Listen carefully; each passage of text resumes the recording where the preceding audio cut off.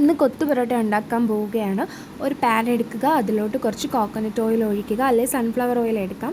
ശേഷം 3 എഗ്ഗ് പൊട്ടിച്ചൊഴിച്ച് ഉപ്പും ചേർത്ത് ജസ്റ്റ് ഒന്ന് സ്ക്രാമ്പിൾ ചെയ്തെടുക്കുക.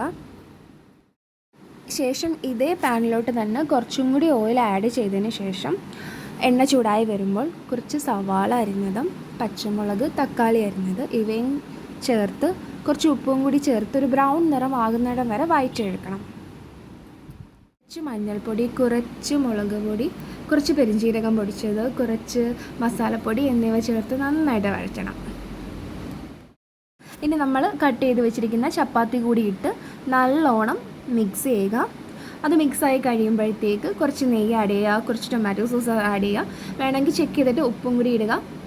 പിന്നീട് നമ്മൾ ആദ്യം സ്ക്രാമ്പിൾ ചെയ്ത് വെച്ച എഗ്ഗ് ഇട്ട് കൊടുക്കുക. നല്ലോണം മിക്സ് ചെയ്യുക. നല്ല ഹെൽത്തിയാണ്. കഴിഞ്ഞു.